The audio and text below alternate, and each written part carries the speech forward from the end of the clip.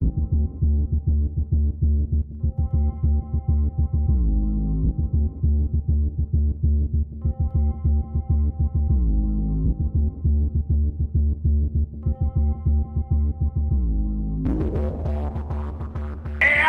on, brother!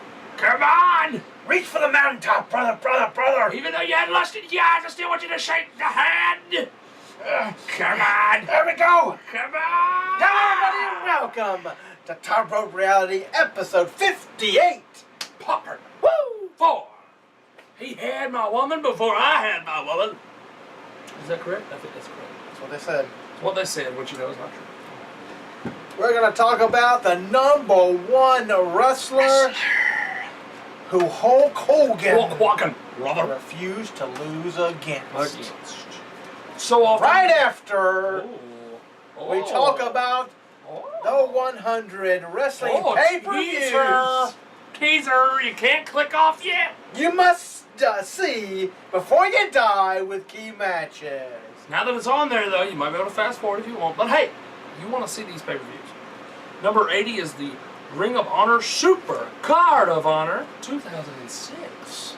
You had key matches: Ryo Sato, Ginko Harajuki, and Dragon Kid. Don't hold me to it. Versus CIMA. Hey, those are initials. I'll take it. Norco Duo and Masataya Yoshina. Sure, why not? Don't hold me to that either. AJ Styles and Matt, was it May? That's supposed to be Matt. Yes. Seidel, which is Evan Bourne, taking on Austin Aries, A-double, and Jake. Is that Jake? Jack Evans. Same name, really. Same name. Number 79. I should WWE Backlash 2007. Key matches: John Cena versus Edge versus Randy Orton versus Shawn Michaels for the WWE. Will this fatal four-way Fatal four-way at Payback be better than this one? I don't know. Woo! Those are some mega people on that one. Randy Orton's in this one too. Yeah. The Undertaker versus Batista for the world title. Last man standing. I wonder who lost that. And the Hardy Boys versus Lance Cade and Rest in Trevor peace. Murdoch for the world tag team title. SummerSlam 2013. Key matches was John Cena versus Daniel Bryan for the WWE title. CM Punk versus Brock Lesnar. And Dean Ambrose versus IBD. Number 77, Ring of Honor, Death Before Dishonor. These are easy 8. Ring of Honor names. Key matches: Tyler Black Seth Rollins versus Davey Richards for the Ring of Honor World TNA. title. Kevin Steen Kevin Owens versus El Generico. Sami Zayn. Ooh! No. Ooh, they're wrestling again. And Kings of Wrestling Who is Cesaro and Chris Hero. versus the Briscoe Brothers. Who is the Briscoe Brothers? Okay. And then the WWF Survivor Series 1996, you had Bret Hart take on Stone Cold Steve Austin, which, ladies and gentlemen, if you live under a rock and you are not watching the network right now while we are filming this, they just announced Stone Cold Steve Austin's podcast is coming back. And it's going to be interviewing Paul Heyman. June 1st. June 1st, not June 31st. June 1st. June 31st. Okay. Psycho Sid taking on Shawn Michaels for the WWF title, and The Undertaker versus Mankind, not the Hell in a Cell. Not the Hell in a Cell. Then, are we going to go to this one? Sure. Oh, teaser. You still got to wait. The 40 wrestlers ranked, WWE's 40 wrestlers ranked from worst to best, number 37 to 35. Number 37 is Axelmania. What? Curtis Axel. You're not to the best. You're part of the worst. You're towards the end there. Brother! The pros. He can be surprisingly entertaining on the microphone. Yes, he can. Consistent wrestling ability because he is third generation. He is willing to take a crap gimmick and run with it. And cons. Also capable of terrible promo work. Has tried and failed with several different gimmicks and directions. That's because they didn't leave him with Heyman. And he isn't his father. Oh, you cannot sit there and compare people. Number 36. That's fair. That's fair. Come on. Goldust. That's sad. The Pros. Over 25 years of wrestling experience and numerous different promotions. Number 2, he's one of the most unique looking in WWE history. And number 3, despite being 46, he can still work a solid match. Probably better than 99% of the guys in the roster. Or 26, yes. Exactly. The cons, getting closer to retirement, yes. It happens. WWE scrapped his much-desired WrestleMania match with his brother Cody again. And number 3, doesn't have any current character development that would lead fans to cheer him more. I think they're riding on the nostalgia to try to get him to be cheered. Yes. Number 35, the prime time players. Millions of dollars, millions of dollars, millions of dollars, millions of dollars. We're always off cue. Yeah. Pros, as a team, they have worked well in the past. Number 2, they're actually funny. They are. Hilarious. Number 3, they have a catchy dance and a catchphrase. Millions of dollars, millions of dollars, millions of dollars, millions of dollars. Okay. Cons, both of them lost a lot of momentum and credibility when they, not since this, but the moment they split, it was over. It was. I did not know this, but Titus is 37 That's not good. years old. Did not know this, but that's not good for the team. No. They need a lot of work and attention to be built as credible challengers, and I think that's why they're doing the promos on the screen. I think they are too. I think that's why they're doing the pre-tapes, to get them noticed and to keep going with that. But now we're going to go back. We're going to go back in time, if you will, to the #1 wrestler who Hogan refused to lose against. Ladies and gentlemen, numero uno out of how many was it? 10. Was it 10, ladies and gentlemen? Yes. Number 1 out of 10. weeks in the making. 10 weeks in the making, ladies and gentlemen. #1 brother is Bret, the Hitman Hart. My Twitter is blowing up right now. They're tweeting about #Elimination Chamber. All right. #1 Bret Hart, so often described as the land of the giants, there was a stage. Woo, that was lightning, ladies and gentlemen. There was a stage in the 1990s where the WWF turned its attention to what was dubbed as the new generation. That's when everybody walked up the door. Brother. Exactly. After a steroid scandal engulfed the company, the decision was made to get away from some of the overly jacked physiques of years gone by. One of the superstars who flourished the most at this time was the excellence of execution. The best there is, the best there was, and the best there ever will be, Bret the Hitman Hart. Going into WrestleMania 9, Bret was the WWF champion and was to drop the title to Monster Hill Yokozuna.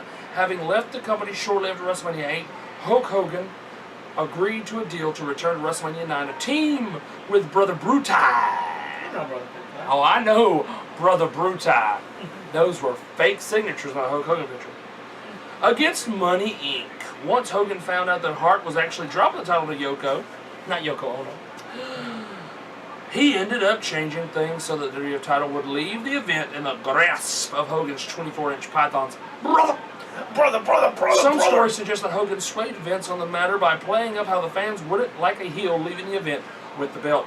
While the majority of stories claim that Hogan actually flat out refused to partake in the tag match versus Money Inc. unless he got the surprise title win to end the show. Either way, oh, that's holding somebody up, brother. I know, holding somebody up, wow. Never mind.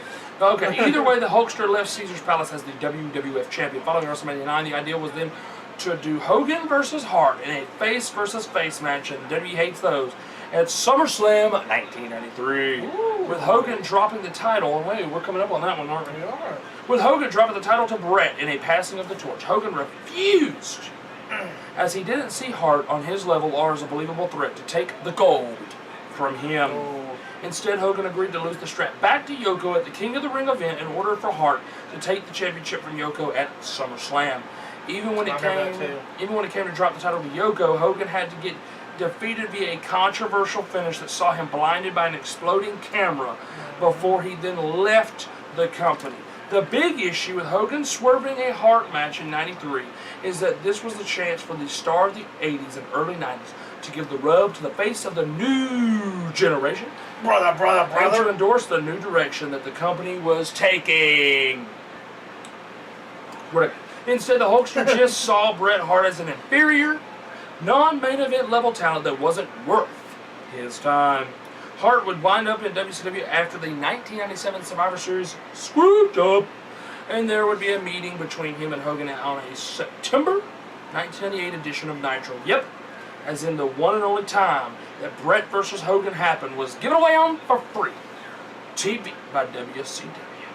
That's probably one of the other reasons they're not on TV anymore. Not only that, the match ended up a bogus, no finish, where Hart feigned an injury in order to get Sting to replace him in the match, then turn on the Stinger to set up a feud between the two. During Hart's WCW run, there's also a long-standing rumor that Hogan purposely pulled himself from the 1998 sold-out pay-per-view to see the event's revenue drop and show that Bret Hart's pay-per-view debut was a flop. You stay classy, brother. And that is the my 10. friends, are all the 10. Stay classy. Stay classy, like San Diego. always. Like always. That's sad. It is sad. Is it true? Could be. You be the judge. Yes. You figure it out. You tell us. What do you think? Is all these 10, go back and watch them. Are all the 10 legit? Do you feel that he was literally that ego-driven that he just refused to lose to those guys? But next week in part 4, we talk the 10 greatest ever WWE heel stables. Plus, WWE's 40 wrestlers ranked from worst to best, number 34 to number 32. And we have, of course, as always, yes. part 1, we have news. Wrestling news with the WrestleCade, Ring of Honor, Global Force Wrestling, because it is popping and locking right now, ladies and gentlemen. Plus, we have in part 3, countdowns. Everybody's favorite. And of course, SummerSlam 1992 talk, where it was in the Wembley Stadium. We already know that, but do you know the matches? And, of course, anything that might be late-breaking news. Who gets fired, who gets hired, who gets injured. Because a lot of injuries been happening lately. Plus, we'll go over Payback. We will go over Payback that we're about to go watch right now. And we will talk probably a little bit more about Elimination Chamber because we'll know more probably about the tag team. We should know, yes. And maybe the participants in both matches for the Elimination Chamber. We should get close, yeah. You know how WWE is, though. They keep it close to the chest. They don't want to tell you. But hopefully we will find out who all is in those matches. We'll find all that out. And right, more brother. next week on That episode is 59. Well, that is it, folks, for 58. I'm, as always, Mike Hogan. Mike Axelmania Hogan. And he is always Justin Nacho Man, brother, Carter. And we are No hate Top mail, Rope Reality. Woo, they go hate us. Right here on the YouTube. So come on. Let's give it. Come on. Come on. You shake it right now. Come You on. Shake it. Come on. Come on. Yeah, feel the electricity power. Yes. Yes, the shake. The shake shake around the world.